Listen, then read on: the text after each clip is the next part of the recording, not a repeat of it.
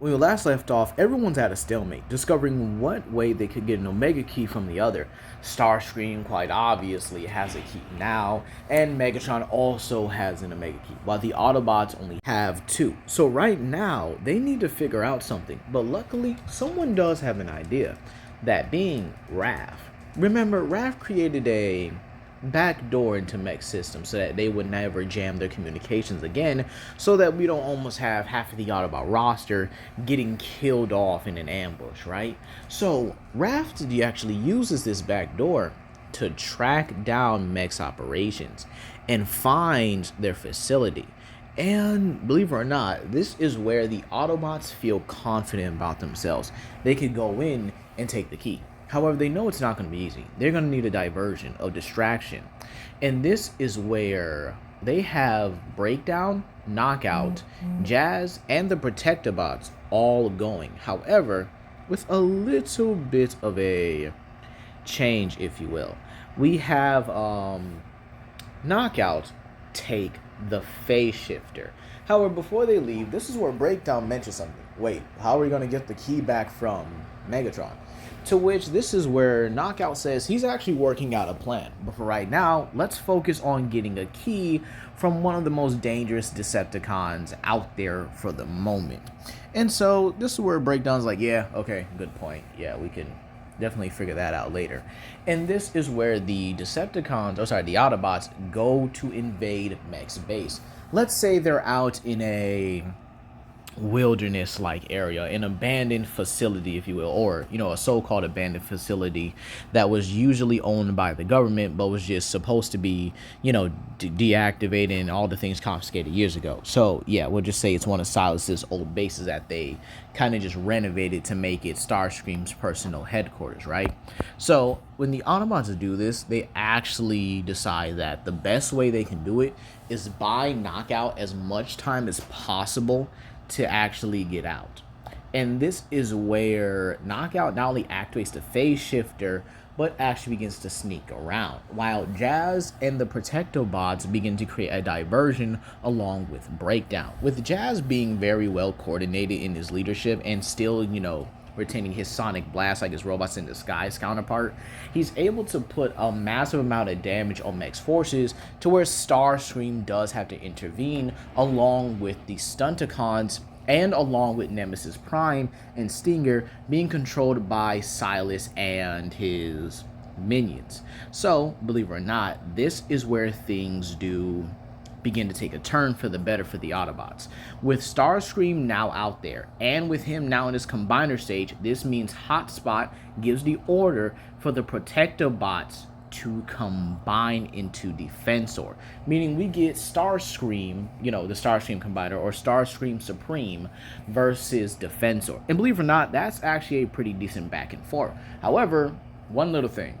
Starscream doesn't have as much experience being a combiner as Defensor. So Defensor is able to use Starscream's, over-eagerness to be in a combiner to his advantage, actually utilizing Starscream's own weight, his own capabilities, and even his own weaponry against him. So Defensor's fighting smart, not hard. And this allows Knockout enough time to get the key, as Jazz holds off Stinger while Nemesis Prime is going toe-to-toe with Breakdown.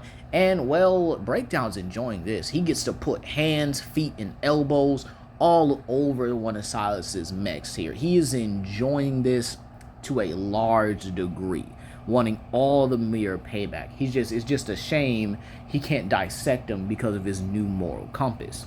However, that doesn't matter. He's enjoying the fact that he could probably just clobber him in this form, and he wishes he could feel the pain. And this is where something unexpected happens for the Autobots in this situation, and for Starscream. You see, they weren't the only ones tracking down Mech, and this is where the Decepticon warship comes into view. And Megatron simply says, Decepticons attack. And this is where we see the Combaticons, Arachnid, Dreadwing, and the Viacons all descend onto the scene, with Megatron and Soundwave looking over. And this is where Jazz simply states we may not get another chance like this. To which Knockout simply affirms that it is a good idea, but it's also very, very risky. We can't risk that here. And this is also where they may have to think about another time to do this. And believe it or not, Defensor at this point is fighting against two combiners. And believe it or not, he's winning. He's actually doing pretty great. However, he's doing far too great that it goes unnoticed. And so Megatron says, maybe it's time I repeat history. And with a very well-placed blast, he shoots off the head of Defensor, turning him, or basically putting him offline. The parts separate as Groove, Streetwise, Blades, and First Aid are all the ones to survive this. However, Hotspot is ultimately about to go offline because of all the damage he sustained from just that one blast. And Breakdown runs over to him and states he can't die. Not now, not now. Just hang with him for a little bit. But right now, Jazz and Knockout both have the key, and they do try to cover Breakdown as much as possible along with the rest of the Protectobots. However, unfortunately, Hotspot is dying. But with his dying breath, this is where he actually tells Breakdown to take his spark and merge it with his own. He thinks he's worthy of leading his team. To which Breakdown says, what is this supposed to do? To which Hotspot says, please do this for me. And Breakdown, honoring his comrade, actually does take his combined spark and remixes it or replaces it within his own. And believe it or not, Breakdown does feel a sort of transformation happening within him. His transformation begins to bulk up. He begins to, well, no pun intended, bulk up, change, and even become more militaristic. And so this is where we see Breakdown in a brand new body. And in all honesty, I actually say it will resemble his Transformers Universe counterpart, or at least his Transformers Universe depiction of him. More armored, more balanced, and now he's equipped with more weaponry than what he was before, and utilizes this weaponry to begin to pulverize all the Decepticons around him. However, he's not done. He asks the Protectobots, do they see him as his new leader? He is not here to control them. He is not here to use them. He wants them to unite with him, just like they did his. And this is where Groove says, look, if you want us to follow you, we'll do it. But right now, we definitely need an edge. And this is where he tells them to combine. And so, not only do the Autobots get a brand new Breakdown, but they get a brand new combiner, Breakdown Omega. And well, Breakdown begins to lay waste to not only Mech, but the Decepticons as well. And he actually hits Menasor, oh sorry, not Menasor, excuse me, hits Bruticus with a new weapon, the Maximum Hammer. A hammer that glows with the power of electricity, and he smacks Bruticus right through the remains of the facility, knocking him out. However, Starscream gets a far different fate. His parts are crushed, and I mean every single part of the Stunticons are ultimately crushed before him, just leaving his body there. However, Breakdown states, you're not his kill. That belongs to someone else. And this is where Jazz simply states to Starscream that this is for Cliffjumper, and shoots him dead in his face, killing him. However, they need to retreat. This little thing, this little spat, has left Meg in chaos, with the Decepticons actually confiscating Stinger and Nemesis Prime, as Megatron actually does like them. He finds them entertaining even, and actually hopes they would make good soldiers in the future. But he does, kinda regret the fact that he was never able to kill Starscream. How unfortunate. But it's not total loss. We will use the information and any resources they have here. So my Decepticons, please begin the confiscation process. Back at the Autobot base, the Autobots are celebrating a victory. However, they also have to mourn the loss of Hotspot, to which they do bury him at the top of the base alongside Cliffjumper's horn, marking him as the second Autobot casualty on Earth, which is unfortunate, but again, they do have to take note of that. But now they have another issue to go through. What do they do about the Decepticons? What do they do about getting the remaining Omega Key from them? And this is where they actually do think of something. What if they transmit a Decepticon signal and ambush the Decepticons that way? And to which this is where Optimus does state that is a good idea. But what do they use? And Breakdown proposes they could use the spark extractor. Sure, it's a very big gamble, but for right now, they have the advantage, right? They can ultimately get this done right here, right now. What if they just make a Decepticon signal and then boom, capture him, right? It wouldn't be hard considering Knockout and him do have former Decepticon signals. And to which, while Optimus does state that this is a risk, it is one he is willing to take. As again, the Autobots do prepare every relic they have, and this is where Jazz actually gives the phase shifter to RC, saying that I think you'll understand what to do when this time comes, or when the time comes. So the Autobots set up this trap, right? And they use the Decepticon signal. They actually use 2 Decepticon signals because Megatron can't refuse that. But again, considering he can't identify him, he does need to investigate, bringing the warship into view. So Optimus, with very little hesitation, uses the Star Saber to knock the thrusters down, or at least take the thrusters offline, of the Decepticon warship, causing a massive amount of damage and leaving the warship immobile. This is where the Autobots, or at least another team of Autobots, begin to board the Nemesis, while some of the Decepticons begin to, I guess you could say, kind of go through a different route, leaving it. And we actually see Megatron utilizing the Requiem Blaster against Optimus Prime's Star Saber, matching it blast for blast. And meanwhile, when they get close, Megatron is able to use it as a weapon, but not for too long, as he knows the Star Saber is the more powerful when it comes to melee. So we get to see the Requiem Blaster in Megatron's hands versus the Star Saber in Optimus' hands. So they pretty much have a back and forth and actually utilize this opportunity to invade the Nemesis. The Autobots that invade are Breakdown, Jazz, RC, and Ironhide, with the 4 of them being able to storm the Nemesis and actually begin looking around for the Omega Key. And this is where they actually find out that the person guarding it is Arachnid, who actually holds up the Apex armor and, well, puts it on. And this is where Jazz says, RC, if you would be so kind, and she says, gladly. To which she puts the phase shifter on and drop kicks Arachnid out of the Apex armor, allowing Ironhide to claim it. Arachnid, seeing that she's lost, does manage to retreat at this point. And, well, believe it or not, this actually does go well for the Autobots, as when they do get the key, they decide to use the spark extractor, but they set it on a timer, a very interesting timer. And this is where, when the Decepticons do ultimately have to retreat and make their way onto the ship, the spark extractor goes off, draining every spark that is on the ship.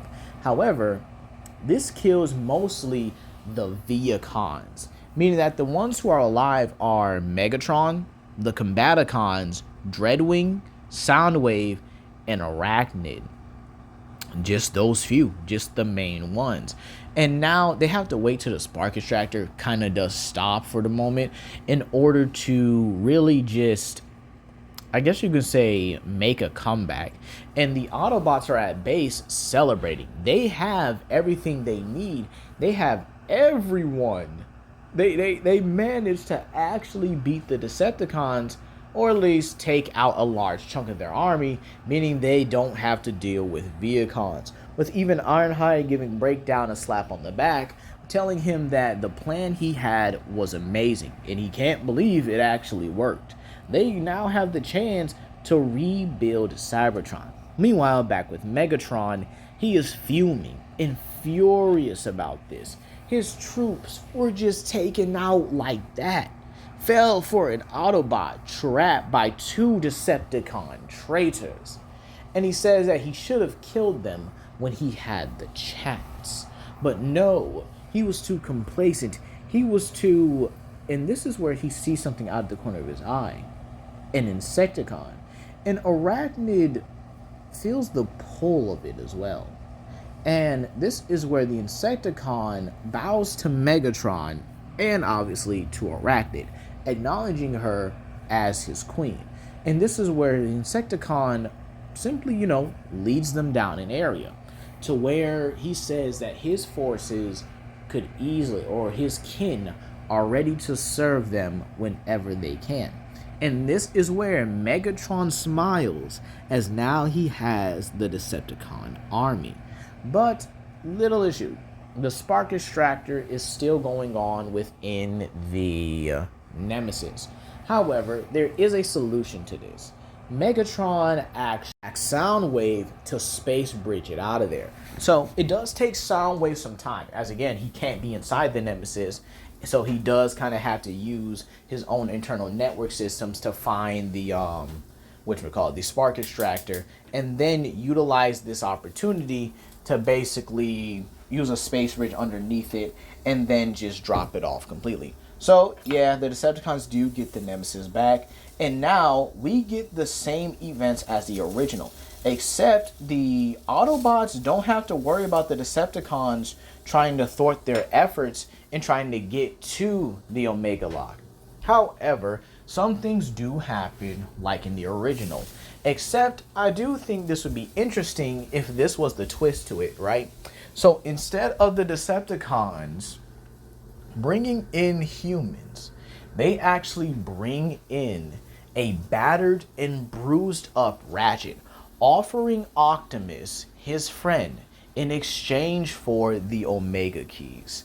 And well, Ironhide and Jazz, obviously having the most history with Ratchet, immediately give over the first two keys, followed by Optimus giving his own.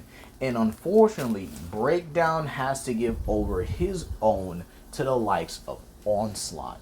And this is where I would also have the fact that Megatron then tells Arachnid, now's the time, and reveals the Insecticon army. Now, much later in the story, they're now a lot more dangerous, considering the fact that Insecticons were basically the super soldiers of the Decepticon army. Let's be real here. They were almost unstoppable, hard to kill for any of the Autobots like RC and Bumblebee, and even Bulkhead to a certain extent. So I think it would make a lot more sense that logically, them being here later means the Autobots have a much more difficult time. Even with the likes of an upgraded Breakdown with a lot more menacing and almost, you could say, combiner killing tech, if you will. So they still have to destroy the Omega Lock, and their base does get blown up. However, all hope is not lost, as again, they still have a leadership figure there, that being, again, Jazz. So this means that everyone is united far sooner than the original. However, Shockwave is also on Earth, just like the original here. And well, he does unveil Predacon, meaning the Predacon is still one of the biggest threats to the Autobots that they have. However, when seeing this for the first time, right? Knockout, or at least when the Autobots finally get their base established and Optimus Prime does come back, I think the one that does bring him back in this timeline is Knockout, which I think would make the most sense, as again, this kind of puts Knockout's whole Autobot arc come full circle, where he actually does not only see himself as an Autobot, but sees Optimus Prime as one of the better influences that he's ever had. And him being able to utilize the Forge of Solus Prime, which the Autobots would have had in the original, keep that in mind. This means that Knockout not only would have realized how the Forge of Solus Prime works, but no, it would have repaired and revived Optimus anyway. So, Knockout is the one to save Optimus's life and give him an upgrade. But now let's talk about when we get to the Autobots reestablishing their own base. And this is where Knockout actually suggests they create their own Predacons. Why not fight fire with fire? Or whatever Predacons they choose. And this is where they're like, wait a minute. You can actually recreate Predacons? To which he says, yes, it's not hard to copy Shockwave's formula. We just need to find a way to, well, make it better, if you will. Or basically make it in our favor. And this is where they kind of think, okay, so we just need what exactly? And this is where Knockout does explain that they need Predacon fossils, and then he can just do the rest. So the Autobots go ahead and start getting the Predacon fossils. And believe it or not, they actually get 2 Predacon fossils, and this actually allows the Decepticons to get the rest. As again, they were getting, fossils earlier. So let's say Optimus Prime gets the 1 fossil, and then obviously RC and Wheeljack. Yes, Wheeljack is still here on Earth, and believe it or not, I don't think him, not even if he's not on Earth, I don't think it really would have changed my story anyway. But let's just say he's a part of the team as the last member. So Wheeljack and RC do get their second Predacon strand fossil, and well, this is where Knockout actually begins working. He begins cooking up in the lab along with Ratchet. Let's just say the lab is in one of the other buildings of the military facility, right? So when they actually get done, they actually recreate 2 Predacons. And well, Knockout doesn't present them just yet. He wants to make sure the programming is done. And when they transform, or at least if they can transform, this is where he hopes that they are able to obey him. And this is where Knockout the next day presents 2 Predacons to the team, that being Skylynx and Darksteel. And that's where we're going to leave it off here, you guys. Please comment down below, like and subscribe and share with your friends, and tell me what you guys think about Breakdown Omega. Peace.